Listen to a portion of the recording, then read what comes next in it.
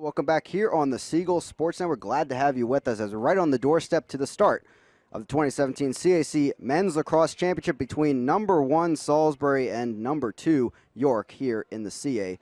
Again, I'm Chris Mackowiak. Welcome back here on the Sea Gull Sports Network. Again, I'm Chris Mackowiak. Campbell gets the opening faceoff. Quick run the other way, and it's a goal for the Gulls. Campbell strikes for his first of the season. Happ gets the face-off. Loeb dives in, though, and Tucker gets it. The Cavaliers' way. Here's Krug. Quick spin move over, right in front of the crease, and the referees will count that tiptoeing.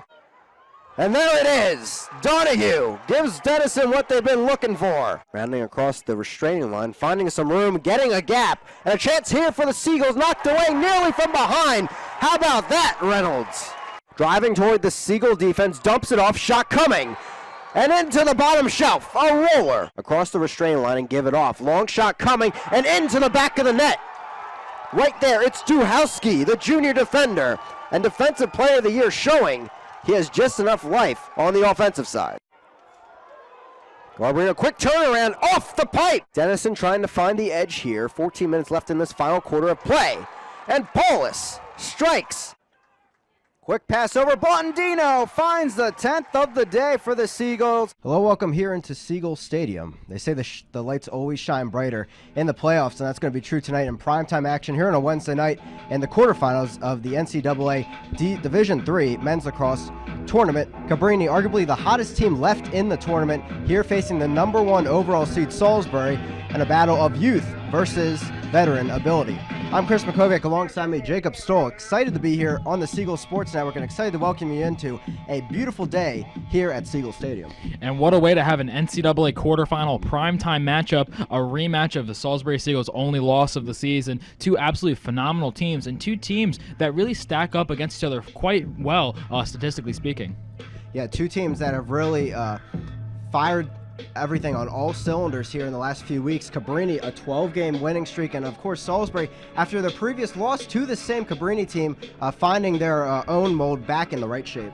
Absolutely. Since that loss to Cabrini, a 1-goal OT loss where they led 9-6 with 6 minutes remaining in that game, Salisbury has really been blowing competition out of the water, playing extremely well offensively, defensively, and in the midfield. Just really both teams playing complete games. Yeah, Cabrini, a fun team to watch, but a lot of youth on that team, but a few veterans we'll also highlight as we move on through this pregame show. Of course, this is the quarterfinals. We already know who the opponent will be for the winner of this game. It'll be Dennison. Dennison coming away with the home victory against Lynchburg earlier this afternoon, and they'll be, of course, having their eyes on this game to see who they will potentially be playing. Cabrini, though, despite that youth, a very experienced team as the season has grown on. As I mentioned, that 12-game win streak, and of course their defense, something you don't really want to mess with. For the Seagulls, they're hoping to fly high out of this one. Lead down to 1. It was as much as 5 in this game. Blandino will have possession, working against Duhowski. It gets knocked away. Blandino pouncing on top of it. Who will come out of this scuffle? All players on that side of the field nearly with it. It rolls forward into the alley. Bromwell trying to stick with it. Sawyer gets it and sails it towards Garbarino and Melton. Melton running forward. It's Turnahan making a run. Open opportunity for the long stick mini, but he'll circle it back. And a veteran move from him as he advances off the field. And then a beautiful, aware move. Gwynn coming off for Turnahan in case of a defensive miscue. Yeah, you could see Turnahan rushing onto the field with nobody in front of him. As soon as he got that ball, the entire coaching staff pointing back to Melton. They wanted him to pass it back to Melton, give Salisbury a little bit more time to run their offense. Yeah, a terrible moment, 90 seconds left. Bromwell comes off limping. It's Zach Pompey on the ball now coming in for him. Second line offensive midi. Bromwell will take a seat on the bench as the shot clock is put in motion by the referees. Pompey with the ball. 12-11, the Seagulls lead it. Spartans can't find any penetration so far against the Salisbury defense. Bunker in to this point. Here's McGrath trying to find an edge. Shot coming, and scooping it off the ground is Ryman.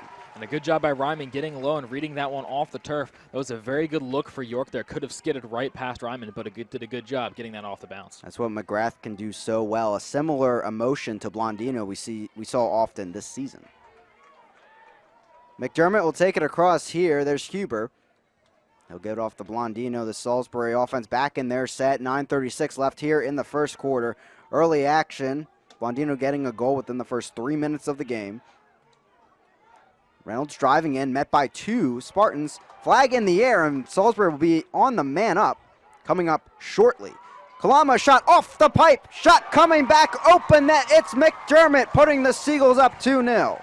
And what a lucky bounce for Salisbury. Goes off the post and immediately to McDermott. McDermott knows exactly what to do with that one, but just a fortuitous bounce for Salisbury. McDermott getting the wide open chance as Marshall has to overcommit for the Kalama shot. Not sure if Kalama will get the assist there, but the pipe surely should. A great chance there off the rebound by McDermott, and the second line attacker gets a goal. Looked like the ball went off the pipe almost directly into McDermott's stick. Just a great reaction time by that player, able to grab the ball out of the air and immediately fire and give Salisbury this 2-0 lead. You have to feel for Marshall in that case, though. Thought he had the save there, but it took a nick off the pipe and unluckily just wasn't in front of the net. Both teams getting set for their opening handshake. So let's take a look at a big battle today, a battle that Denison lost 17-7 last season when these two teams met. It's the battle at the X, of course, a favorite here for the Salisbury fans. Duncan Campbell and TJ Logue backing him up here on the field today. But for Denison, there's one player clamping it down. It's DeCamp, and he's been fantastic this season, especially in the NCAA tournament. Absolutely. Henry DeCamp, the sophomore faceoff man for Denison, has been great. 64+% on the faceoff with 131 ground balls. Going to face off with Duncan Campbell and TJ Logue rotating, nearing that 60% mark on faceoffs, as Salisbury has been phenomenal as of late on faceoffs. But now it'll be interesting to see, can DeCamp dominate the battle at the X here for his squad, getting those possessions, getting those extra shot opportunities. DeCamp, Specialist of the Year in the conference, first team NCAA, 72% face-off this season in the NCAA tournament.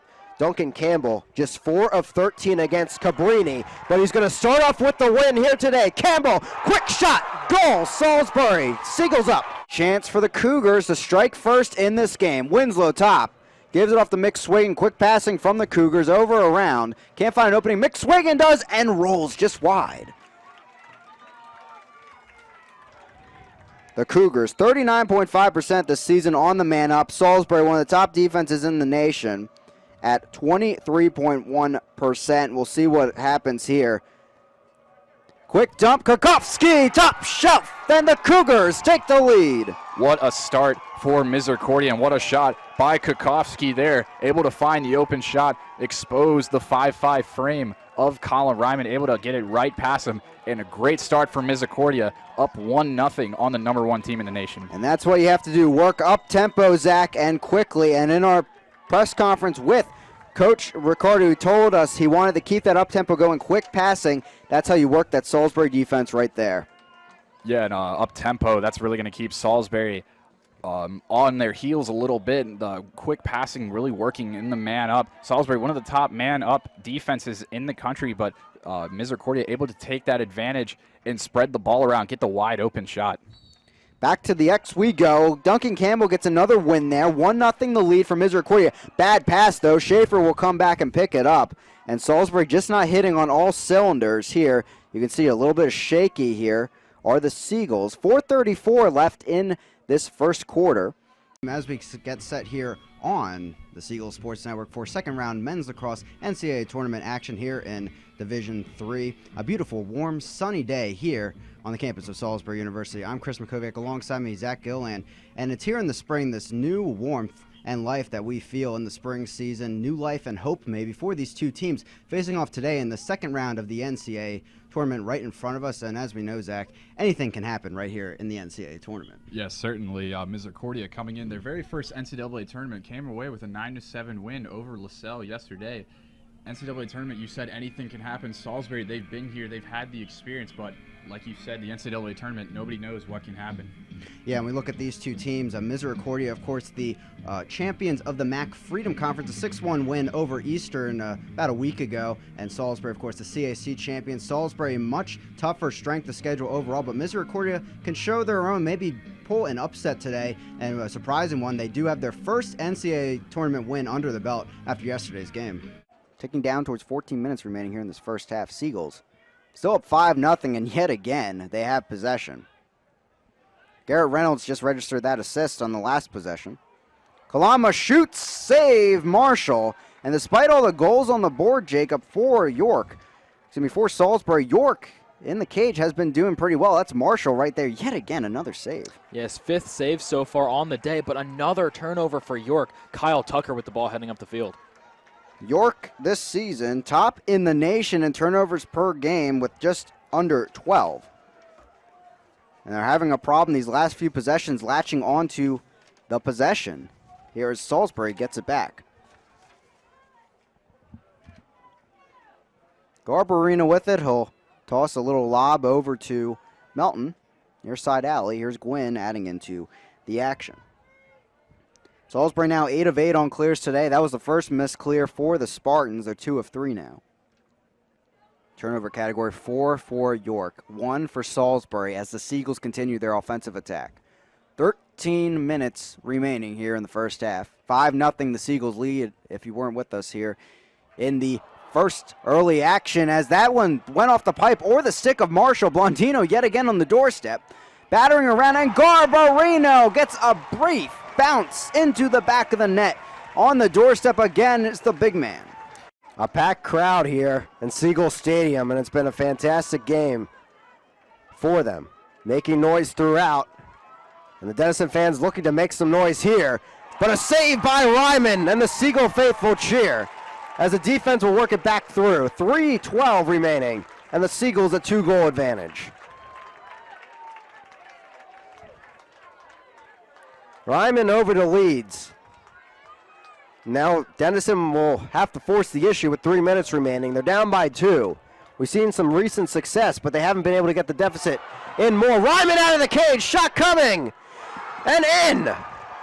Not often you see a veteran miscue from Colin Ryman, but on top of it is Hannibal George, who has put together a fantastic effort throughout this game in all facets of the field.